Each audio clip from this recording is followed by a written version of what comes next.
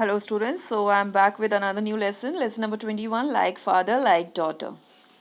So here we'll be discussing about the various traits that we match with our family members. हमारी बहुत सारी आदतें, हमारे बहुत सारे फेशियल फीचर्स या और कोई बॉडी के पार्ट्स, बॉडी के फीचर्स जो होते हैं वो हमारे रिलेटिव से, रिश्तेदारों से, क्लोज रिलेटिव जैसे कि मम्मी पापा भाई बहन, कई बार दूर के भी रिलेटिव्स, डिस्टेंस रिलेटिव्स जो होते हैं उनसे भी मिले जुले होते हैं। तो वो आज हम लोग इस लेसन में पढ़ेंगे। So let's start the lesson. Achi. Ashima was sitting near the window and reading. It was windy and there was a lot of dust in the air. Suddenly, Ashima sneezed loudly, Achi. So here you can see she is Ashima and he is his father.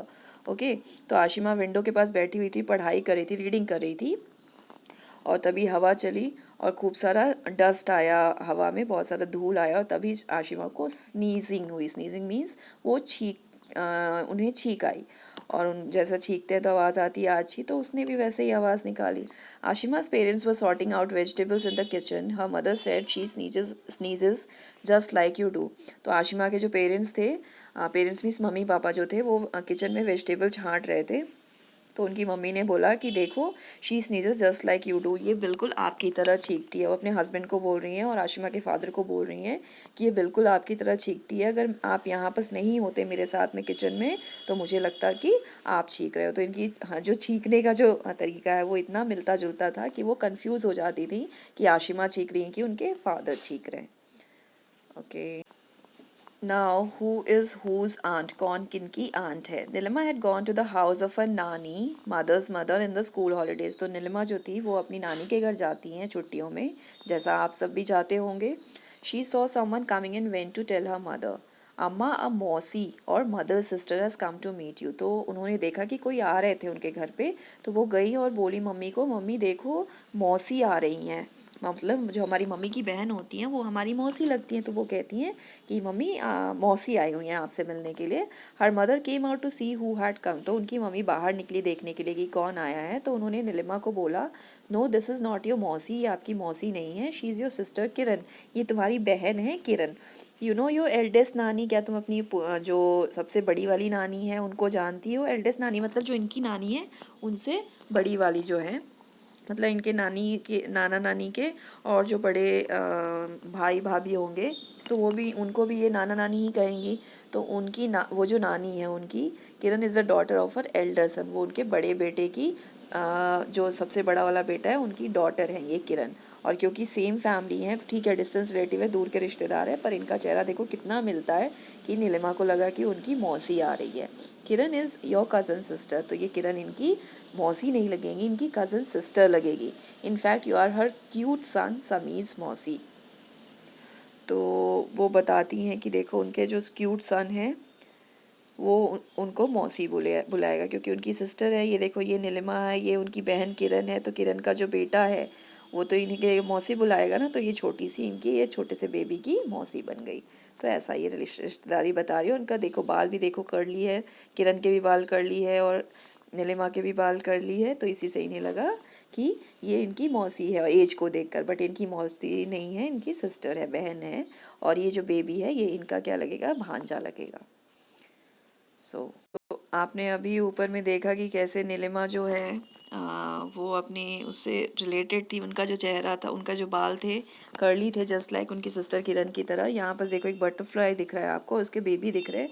ये look exactly like your dadi's cousin sister second daughter. तो थोड़ा confuse किया हुआ है यहाँ पर relative के मामले में। And what are they talking about, how we are all related, हम कैसे एक दूसरे से संबंधित हैं अपने रिश्तेदारों से।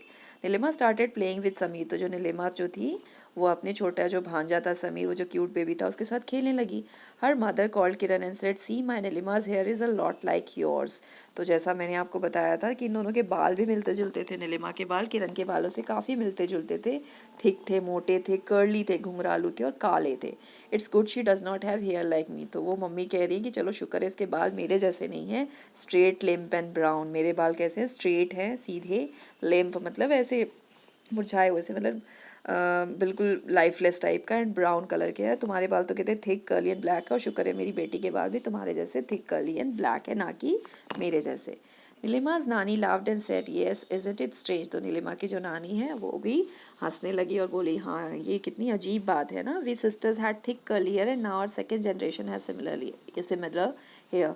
कि देखो हम बहनों की जो वो है बाल हैं वो बिल्कुल कर्ली हैं और थिक है, मोटे हैं, और अब हमारे सेकेंड जो जनरेशन आ रहा है, नई पीढ़ी आ रही है, उनके भी बाल बिल्कुल हमारे जैसे हैं. Nilima was listening to all this. She thought we are called distant relatives but how closely related we are in many ways. तो नीलिमा ये सारी बातें सुन रही थी और उसने मन ही मन सोचा कि हमें डिस्टेंट रिलेटिव यानी दूर के रिश्तेदार कहा जाता है, पर देखो हम कितने एक दूसरे से क्लोजली, कितने करीब हैं हम अपने ट्रेड्स को लेकर, अपने फीचर्स को लेकर, अपनी बहुत सारी आदतें जो हैं हमारी कितनी मिलती जुलती हैं. So how we are all related. तुमने भी फील किया होगा कि आप लोगों की जो फीचर्स हैं, फेशियल फीचर्स, बाल, कई बार कई आदतें जो होती हैं वो आपके कई रिश्तेदारों से, अपने मम्मी पापा से, भाई बहनों से मिलते जुलते हैं. फेस भी अभी अगर कभी कहीं आप किसी से मिलने जाते हो बहुत दिनों के बाद आपके रिलेटिव्स के यहाँ, रिश्तेदारों के यहाँ, तो वो लोग भी कहते हैं अरे इसका चेहरा तो अपनी मम्मी पे गया है या अपने पापा पे गया है. या आपकी फैमिली में कोई बेबी होता है, छोटा सा बेबी होता है, तो वो जैसे ही बड़ा होने लगता है तो क्या सब उनका जो चेहरा है वो सबसे मिलाने लग जाते हैं कि देखो ये मम्मी पे गया है या पापा पे गया है या भाई पे गया है. मतलब बहुत सारा रिलेशन, मतलब क्लोज रिलेशन रहता है उनका चेहरे में, फीचर्स में. और भी बहुत सारी आदतें. कई बार फैमिली के बहुत सारे लोगों को एक तरह का चीज़ खाना पसंद होता है, जैसे मीठा खाना पसंद है तो सबको मीठा खाना पसंद है. किसी को खट्टा पान खाना पसंद है तो दूसरे को भी पसंद है. कई बार नहीं भी मिक्स होती है. तो ये सारे थोड़े स्ट्रेंज वेज हैं पता लगाने के कि कौन सी फैमिली में कौन सी आदतें हैं जो मिलती जुलती हैं. ओके, ये थोड़ा सा और इंटरेस्टिंग वाले टॉपिक पे हम लोग आ गए. Is this a mirror? क्या ये शीशा है जिसमें हम अपना चेहरा देख पाते हैं? तो यहाँ देखो दो चेहरे दिख रहे हैं आपको जो एक दूसरे के जैसे हैं. तो क्या ये दोनों मिरर है? ये क्या एक लड़की जो है वो दूसरे मिरर में, एक मिरर में अपना वो देख रही है, प्रतिबिंब देख रही है, रिफ्लेक्शन देख रही है? देखते हैं. Look at the next page. Saroja standing in front of a mirror. तो एक लेडी है, इसका नाम सरोजा है. तो क्या आपको लगता है कि वो मिरर के सामने में खड़ी है और मिरर में अपना रिफ्लेक्शन देख रही है? No, this is her twin. ये उसकी जुड़वा सिस्टर है. Did you get confused? Their mother's brother और mama also gets confused when he sees them together. तो जैसा आप कंफ्यूज हो गए वैसे ही उनकी जो मम्मी के भाई हैं यानी मामा, वो भी कंफ्यूज हो जाते हैं जब ये इन दोनों को देखते हैं. At time Saroja gets scolded for mischief done by Suhasini. और एक का नाम सरोजा आपने पहले ही देखा था, दूसरी का नाम सुहासिनी है. तो कई बार सरोजा को डांट पड़ जाती है उन शैतानियों के लिए जो सुहासिनी की होती है. ऐसा कई बार होता है. अगर जुड़वा लोग हैं ना आपकी फैमिली में तो आपने भी ये चीज़ नोटिस किया होगा. कई बार एक को ही दो बार खाना खिला दिया जाता है. अगर वो बच्चे रहते नहीं बोल पाते उस समय, तो एक बच्चे को ही दो बार खाना खिला दिया जाता है और जो दूसरा वो बेचारा भूखा ही रह जाता है. फिर धीरे धीरे जैसे जैसे वो ग्रो करते हैं माँ बाप को फिर पता लगने लग जाता है कि वो कौन कौन है, और वो आइडेंटिफाई करने लग जाते हैं उनकी कुछ आदतों से, कुछ उनके फीचर से वो उनको पहचानने लग जाते हैं. Sometimes Suhasini tricks her mama and says Suhasini has gone out. और कई बार सुहासिनी अपने मामा को बुद्धू बनाती है कि सुहासिनी जो है वो बाहर गई है.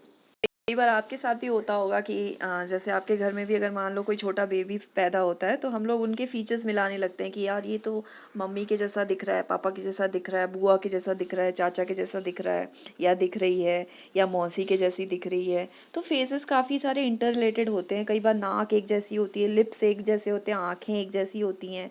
ओके, बाल कई बार जैसा इसमें बताया कि कर्ली हैं दोनों के बहनों के बाल, जबकि वो डिस्टेंट रिलेटिव्स हैं.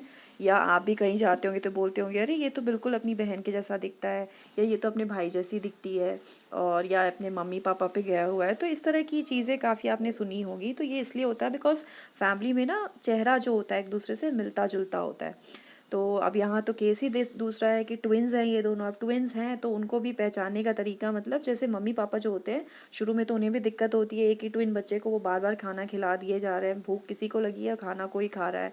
पर धीरे धीरे उन लोग ग्रेजुअली लर्न, मतलब पता लगने लगता है उनको कि वो पहचानने लग जाते हैं कि ये है और ये दूसरा बच्चा है. उनके एक्सप्रेशंस देखकर, उनकी एक्टिविटीज़ देखकर, या कई बार ट्विंस में से एक बच्चा बहुत एक्टिव होता है और एक थोड़ा सा धीमा रहता है, मतलब कामली अपने काम करता है, कुछ बहुत अग्रेसिव रहता है या ज़ोर से अपना एक्टिव होता है काफ़ी ज़्यादा. तो उससे भी कई बार पहचान में आ जाते हैं. तो इस तरह से मम्मी पापा डिफ़र कर पाते हैं. ओके, तो यहाँ भी सेम है. तो ये लोग भी दोनों बहनें खूब मज़ा, खूब ये उठाती है, फ़ायदा उठाती है अपने ट्विंस होने का, स्पेशली कौन, सुहासिनी. तो देखते हैं मामा क्या करते हैं इससे काउंटर अटैक करने के लिए। सो सुहासिनी बुद्धू बनाने की कोशिश तो करती है अपने मामा को, but now mama has learn a trick. He says sing a song in Marathi. Why this funny trick? Read about them and you will understand. तो अब जो है मामा को थोड़ा समझ में आने लगा है कि सुहासिनी कई बार इन्हें बुद्धू बना देती है, तो वो अब ना उनको पता लगाने लग गए हैं कि कैसे कौन किसको कैसे पहचानेंगे। तो वो कहते हैं कि चलो तुम गाना गा के सुनाओ मराठी में। अब मराठी में ही क्यों गाना गाना है भाई, तो देखते हैं क्या लिखा हुआ है। The sisters were just 2 weeks old when Saroja's father's brother's wife chachi adopted her and took her to Pune. तो इन दोनों बहनों में से एक बहन को, सरोजा को, जब वो जस्ट 2 हफ्ते की थी, 14 दिनों की थी, तब उनकी जो पापा के भाई की वाइफ यानी उनकी जो चाची है उन्होंने अडॉप्ट कर लिया था। मतलब वो उन्हें अपने पास रखने ले गई थी और अपने बच्चे की तरह उसे पाल रही थी। पुणे ले गई थी। पुणे महाराष्ट्र में है, वहाँ मराठी बोली जाती है। Everyone in chachi's house is very fond of music. Marathi तो बोली जाती है, प्लस साथ में वहाँ पे चाची के घर पे सबको गाने का बहुत शौक है, म्यूज़िक का बहुत शौक है। Mornings begin with music in the house. और जब भी सुबह होता है तो इनके घर में म्यूज़िक की आवाज़ आती है, क्योंकि सब लोग म्यूज़िक प्रैक्टिस करते रहते हैं, उन्हें पसंद है म्यूज़िक बोलना, म्यूज़िक में की फील्ड में रहना, म्यूज़िक चारों तरफ हो रहा होना उन्हें अच्छा लगता है। सरोजा मतलब एक माहौल है वहाँ पे म्यूज़िक का। Saroja knows many songs in both the languages, Tamil and Marathi. तो सरोजा को दोनों लैंग्वेज में, तमिल में भी और मराठी में भी आता है गाना सॉन्ग्स जानती हैं वो। At home every one speaks Tamil and at school most of the children speak in Marathi. क्योंकि पुणे महाराष्ट्र में है और इन लोग तमिल है, तो इन लोग तो ऐसे घर में तो तमिल लैंग्वेज यूज़ करते हैं बात करने के लिए, बट जब भी ये बाहर जाते हैं, स्कूल में जाते हैं, तो स्कूल में इन्हें मराठी पढ़ाई जाती है। ओके, तो इस तरह से उन्हें मराठी भी आती है और तमिल भी आता है। Suhasini stage with her father in Chennai. और जो सुहासिनी है, जो दूसरी बहन है, वो अपने पापा के साथ चेन्नई में रहती हैं। Her father is a karate coach. और उनके पापा जो है वो कराटे सिखाते हैं बच्चों को। Since she was 3 Suhasini started doing karate with the other children. और सुहासिनी जब 3 साल की थी, तब के 3 साल की उम्र से वो कराटे सीख रही हैं दूसरे बच्चों के साथ अपने पापा के अंडर में। On holidays both father and daughter start practising in the morning. और जिस दिन छुट्टी होती है उस दिन पापा और बेटी दोनों एक साथ प्रैक्टिस करने लगते हैं कराटे सुबह से। Saroja and Suhasini look alike but are also quite different. तो इस तरह से सरोजा और सुहासिनी दिखते तो सेम है, जैसा आपने ऊपर देखा उनका फेस बिल्कुल सेम है, बट फिर भी बहुत डिफरेंस है। एक कराटे में बहुत एक्सपर्ट है और दूसरी गाने में बहुत एक्सपर्ट है, क्योंकि उनको परवरिश वैसी मिली है। वो म्यूज़िक की फैमिली में चली गई हैं, वो जब 2 वीक की थी तभी म्यूज़िक की फैमिली में चली गई हैं, इसलिए वो गाना बहुत अच्छा गाती हैं। और ये जो है ये अपने पापा के अंडर में कराटे बहुत अच्छे से सीख गई हैं, तो दोनों के चॉइसेस डिफरेंट है। Do you know why mama has his way of finding out who is who? तो आपको क्या पता चला कि मामा को कैसे पता चल जाता है कि कौन सुहासिनी है और कौन सरोजा है? जो मराठी में गाना गा पाती है वो सरोजा है, और जो कराटे करती हैं वो सुहासिनी है। ओके, अब यहाँ पे एक ना बहुत इंटरेस्टिंग एक्टिविटी दिया हुआ है, करके देखते हैं। This from the family. Do this interesting survey in your class, right how many children can do this. कौन कौन ये कर पाता है? बोल रहा है फर्स्ट है, without touching your teeth fold your tongue towards the back of your mouth. ये इस तरह से करना है, ठीक है। दांत को टच किए बिना आपके टंग को फोल्ड करना है, मोड़ना है, अपने माउथ के पीछे लेके जाना है। Roll your tongue by lifting it from the sides. आपको ये टंग को रोल करना है, घुमा के लेके जाना है, लेकिन आपको साइड से घुमाना है। ओके, ये साइड से आपको उसको रोल करना है, जैसे पेपर का रोल बनाता है ना, वैसे एग रोल होता है, वैसा ही टाइप का। Open all the toes of your feet now without moving the others, move the little one. अब आपको सारे टोज को फीट के अलग अलग कर लेना। देखो सब अलग अलग है, टच नहीं कर रहे एक दूसरे को। अब आपको बिना वो किए इसको, ये जो टो है छोटा वाला, जो सबसे छोटी उंगली है, उसको आपको क्या करना है, मूव करना है। बाकी नहीं मूव होनी चाहिए, सिर्फ ये छोटी वाली। Touch the thumb to your wrist. आपका जो थंब है उसको घुमा के ऐसे रिस्ट को टच करने की कोशिश करनी है। अगर नहीं हो रहा है तो कोई दिक्कत नहीं है, आपको बस कोशिश करनी है। Make a V by separating 2 fingers of your hand to each side. ये जो 4 फिंगर्स होते हैं, इनको आपको 2 को इधर सटा के अलग करने हैं, 2 को इधर सटा के अलग कर लेना, और बीच में वी का शेप बनना चाहिए। Move your ears without holding them. आपको अपने हैंड्स, ये मेरे हस्बैंड भी कर लेते हैं, आपको इनके जो ईयर्स हैं उनको आपको मूव करना है बिना उनको पकड़े। तो ये भी मज़ा आता है करने में। तो आपको देखना है कि और उनकी फैमिली में अगर ये आपके फ्रेंड्स कर पाते तो उनकी फैमिली में और कोई कर पाता है क्या? ज़रूर आप देखना कि उनकी फैमिली में ज़रूर किसी ना किसी को ये आता होगा, तभी वो भी कर पाते हैं। ओके, सो इंटरेस्टिंग है, करके देखना। ओके, तो यहाँ तक आपने देखा कि बहुत सारी ऐसी चीज़ हैं जो हमारे में हमारी फैमिली से आते हैं। मतलब हमारी बहुत सारी आदतें, हमारे फीचर्स, फेशियल फीचर्स और भी बाकी जो हमारे बॉडी पार्ट्स हैं वो काफ़ी हद तक हमारी फैमिली से रिलेटेड होते हैं, मिलता जुलता है। बट कई सारी चीज़ें ऐसी होती है जो एनवायरनमेंट से आता है, जो हमारी फैमिली में ना भी हो फिर भी आ जाता है।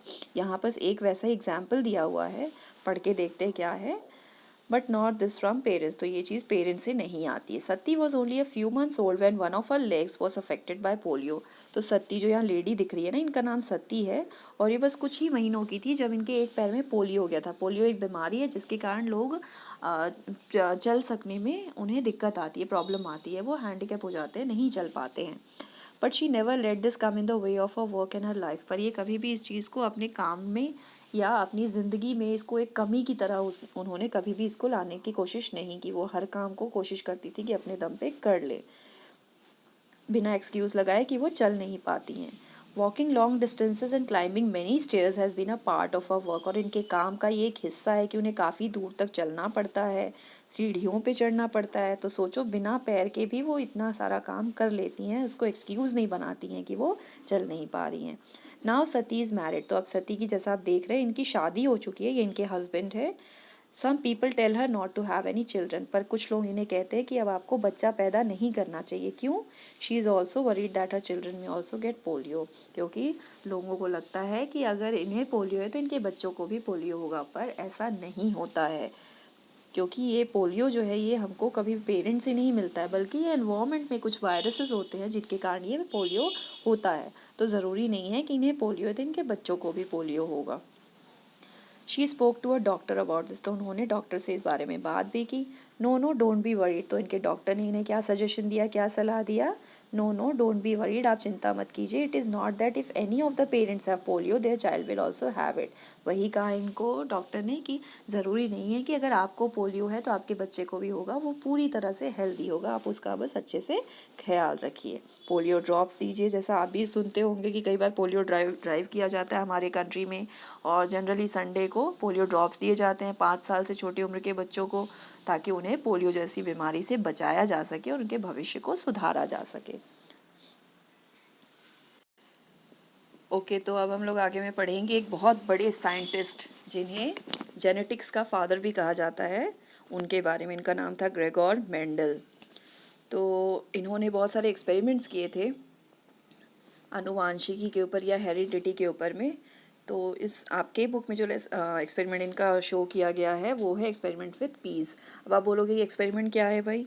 तो देखो, साइंस जो होता है ना, इसमें किसी भी बात पे ऐसे ही आसानी से भरोसा नहीं कर लिया जाता कि किसी ने कुछ कह दिया तो हाँ वो सच है। वो लोग करके देखते हैं, प्रयोग करके देखते हैं कि क्या वो जो कह रहा है वो सच में सच है या उसका कुछ और रिजल्ट भी हो सकता है।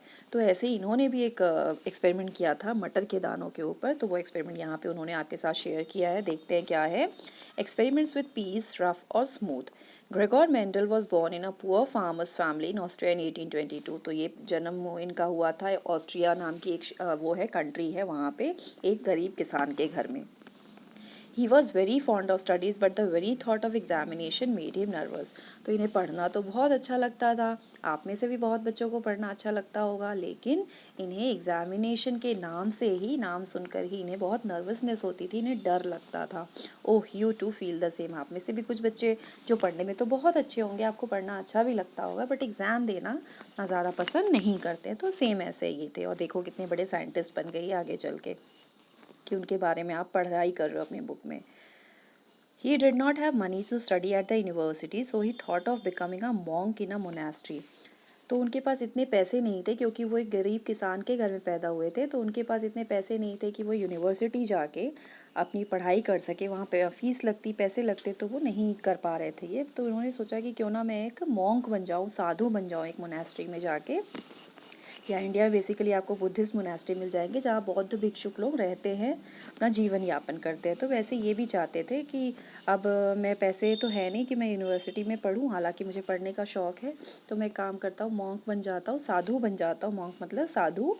और वहाँ पर मैं, हो सकता है उन लोग मुझे आगे पढ़ने के लिए बाहर भेज दे। From there he thought, from there he would be sent to study further, which he was.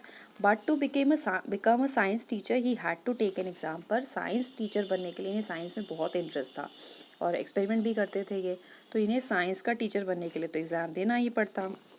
Oh no, he got so nervous that he kept running away from the exam and kept failing. तो ये बस exam के डर के कारण exam देना नहीं चाहते थे, डरते थे, इसीलिए वो भागते थे एग्ज़ाम से और हमेशा फेल होते जाते थे। But he did not stop doing experiments, पर इन्होंने एक्सपेरिमेंट करना, प्रयोग करना बिल्कुल नहीं छोड़ा, जो इन्हें बहुत अच्छा लगता था। एग्ज़ाम ना दिए तो क्या हुआ, इन्होंने अपना प्रयोग करना जारी रखा।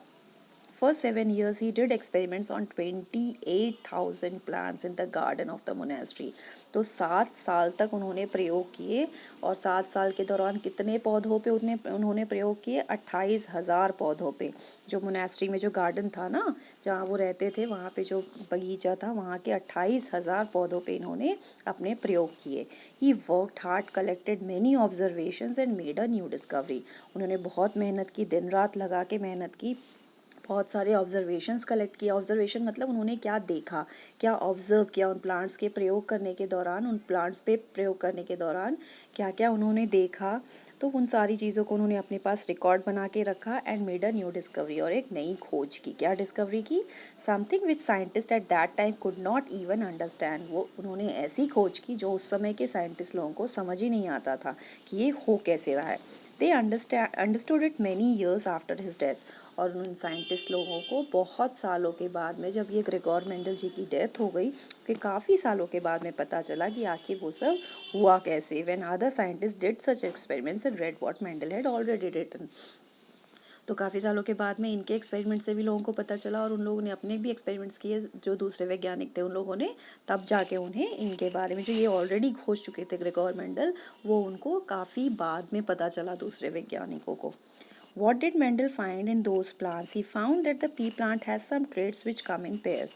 तो क्या ढूंढा भाई ग्रेगोर मेंडल ने प्लांट्स में? तो उन्होंने ये ढूंढा कि जो मटर के जो पौधे होते हैं, जो आप मटर खाते हो ना, हरे मटर खाते हो, अभी ठंड के मौसम में बहुत मिलते हैं, आपको पसंद भी होगा।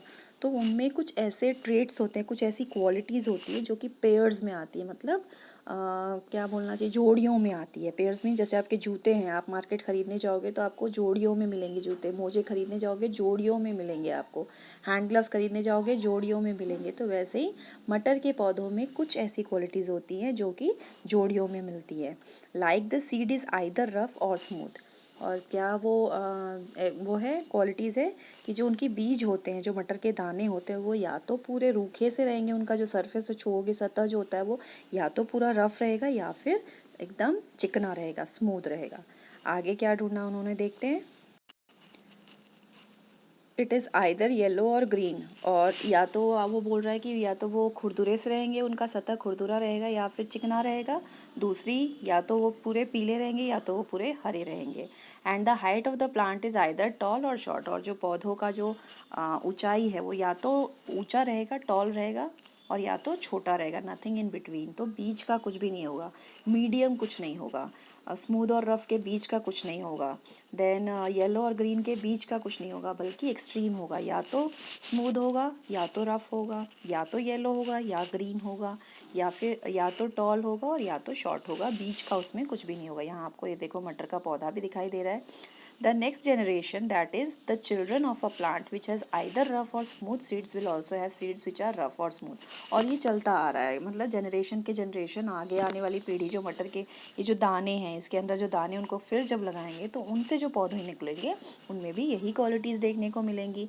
There is no seed which is mixed a bit smooth and a bit rough. तो उनके में आगे चल के भी ऐसा कोई मटर का दाना नहीं होगा जो चिकना और खुरदरे के बीच का होगा, या वो या तो चिकना होगा या खुरदरा होगा, या येलो होगा या हरा कलर का होगा। तो हरे और पीले के बीच में कुछ नहीं होगा, वो या तो हरा होगा या पीला होगा। ओके, तो ऐसी चीज़ें चलती आ रही हैं। There is no seed which is mixed, तो कोई मिक्सड वाला वैरायटी उसमें नहीं मिलेगा। सारी a bit smooth a bit rough वाली भी चीज़ नहीं मिलेंगी, वो हमेशा या तो स्मूथ रहेगा या रफ रहेगा। He found the same with colour. Colour का भी उन्होंने ऐसा ही ढूंढा कि seeds which are either green और yellow give rise to new seeds which are either green और येलो। तो कलर में भी इन्होंने देखा कि जो या तो ग्रीन रहेगी या येलो, उनके जो आगे आने वाले जो मटर का जो पौधा होगा, फसल होगी, वो भी या तो ग्रीन होगी या येलो, बीच का कोई नस्ल नहीं होगा। The next generation does not have seeds with a mixed new color made from both green and yellow. तो ग्रीन और येलो का बीच का कोई कलर नहीं आएगा, बल्कि या तो ग्रीन रहेगा या येलो रहेगा। Mendel showed that in the next generation of pea plants there will be more plants having yellow seeds. और उन्होंने ये भी बताया कि आगे चल के मटर के दाने जो हैं वो येलो सीड्स वाले ज़्यादा आएंगे। He also showed that the next generation will have more plants with smooth seeds. What a discovery. और उन्होंने ये भी बता दिया, सोचो 200 साल पहले उन्होंने ये भी बता दिया कि आगे आने वाले समय में मटर के दाने ज़्यादातर पीले कलर वाले आएंगे, पीले रंग वाले आएंगे, और साथ में उनके जो सतह होगी वो और स्मूथ होती जाएगी, रफ नहीं रहेगी, स्मूथ होती जाएगी। तो देखो इन्होंने 200 साल पहले वो खोज लिया जो आज हम देख रहे हैं। कितने इंटेलिजेंट थे ये, है ना। तो अभी आपने मटर में भी देख लिया, पहले तो हम इंसानों में देख रहे थे कि फादर का जैसा छींकने का आवाज़ था वैसे ही डॉटर की का भी था। अब मटर में भी हमने देख लिया कि उनके जो पेरेंट्स मटर थे उनमें जो क्वालिटी है सेम वैसी उनके नेक्स्ट जनरेशन के मटर में भी आ रही थी। अब आगे क्या बोल रहे हैं, some from the family some from the environment. अच्छा, यहाँ पे हमने एक पोलियो वाला केस भी डिस्कस किया था जहाँ पे वो जो लेडी थी उनको ऐसा लग रहा था कि हो सकता है उनके बच्चे भी आगे चल के पोलियो से इफ़ेक्टेड हो, बट उनके डॉक्टर ने बताया कि नहीं, ये आनुवांशिक नहीं होता, ये मम्मी पापा से नहीं आता बल्कि हमारे आसपास का जो एनवायरनमेंट है उससे आता है। ओके, तो काफ़ी सारी चीज़ें हमें परिवार के थ्रू मिलती है, अपनी फैमिली के थ्रू मिलती है, और कुछ कई सारी चीज़ें जो होती हैं, बहुत सारी चीज़ें जो हमें हमारे प्रकृति से, हमारे आसपास के वातावरण से मिलती है। अब देखते हैं यहाँ क्या लिखा है। From a distance Vibha knows that her nana is coming from his loud laughter. Nana also talks loudly and hears with difficulty. तो विभा एक लड़की है जिसको वो बहुत दूर से पहचान जाती है कि उसके नाना जी आ रहे हैं या ग्रैंडफादर आ रहे हैं, क्योंकि उनके हंसने की आवाज़ इतनी तेज़ है, और साथ में जो नाना जी हैं वो बात भी बहुत ज़ोर से करते हैं, तो आवाज़ से वो पहचान जाती है और उन्हें सुनने में भी डिफ़िकल्टी है। आप में से भी कई लोग घर पे जैसा मेन गेट होता है ना, उसको खोलने के तरीके से पहचान जाते होगे कि पापा आ रहे हैं, मम्मी आ रही है, भाई बहन आ रहे हैं, या कोई स्ट्रेंजर, कोई अनजाना आदमी जिससे आप कभी मिले नहीं है वो आ रहे हैं। खोलने के तरीके से ही पता लग जाता है।